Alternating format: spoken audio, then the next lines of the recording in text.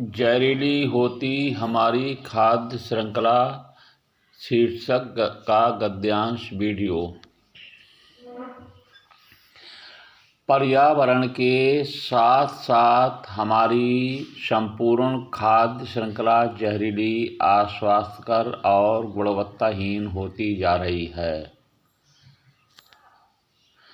और हमारे शरीर को पर्याप्त पोषक तत्व मिलना तो दूर की बात है, उल्टा शरीर ही जहरीला बनता जा रहा है। कोई भी खाद्य वस्तु अब स्वास्थ्यकर व सुरक्षित नहीं रह गई है। हमारे आहार में जैसे दूध और दूध से बने उत्पाद, फल, सब्जियां, सभी अन्न, मेवा, सभी तरह के मसाले और मांस के उत्पाद आदि में मिलावट व जहरीले रसायनों, पेस्टिसाइड, दवाओं से प्रदूषित हैं, जो तरह तरह की बीमारियों का कारण बन रहे हैं।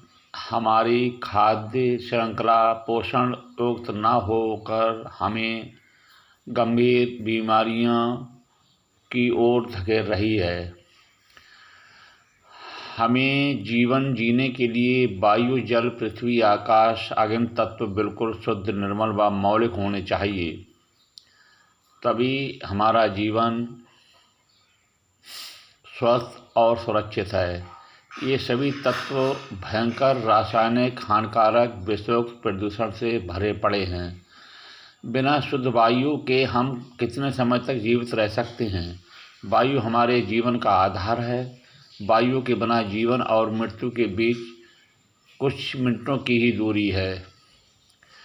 ये वायु अब हमारे उत्तर भारत में प्रदूषित होकर जन जन को प्रभावित कर व्याकुल होकर मनुष्य हाँप रहा है और असमय मृत्यु की ओर जा रहा है।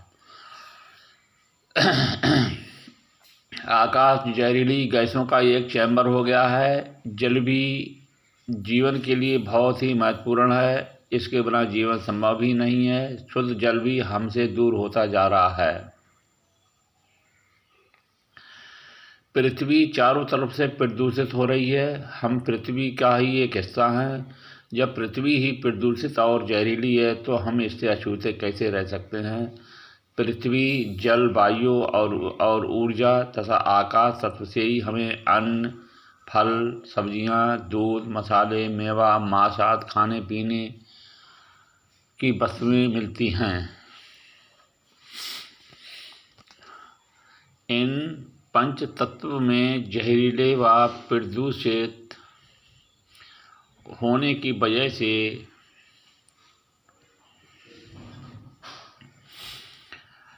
वह सभी पदार्थ जहरीले व प्रदूषित हो चुके हैं। इन सभी खाद्य श्रृंखलाओं के साथ साथ जो हमें सबसे अधिक प्रदूषित कर रही है वह प्लास्टिक है, जो एक ऐसी ज़रूरत बन गई है जो चाहकर भी नहीं छूटती। ये हमारे शरीर में पहुंचकर जेनेटिक बदलाव कर कैंसर का कारण बन रही है। इसके अवशिष्ट मिट्टी में कभी नहीं गलते, इसीलिए ये हर जगह कचरे के रूप में गली, नाले, खेत खलिहान भरे पड़े हैं और ये वातावरण को नरक बना रही है। शादी समारोह में इनकी पत्तलों, कुल्हड़ों, पानी के लिए भारी मात्रा में इनका इस्तेमाल होता है, जो हमारे शरीर को बहुत ही घातक सिद्ध हो रही है। ये प्लास्टिक प्रदूषण हमारे जेनेटिक संरचना को प्रभावित कर कैंसर का कारण बन रही है। हमारे समाज में नशा का चलन भी बहुत तेज़ी से बढ़ा है, जो हमें असमय मौत और आर्थिक कंगाली की ओर धकेल रहा है।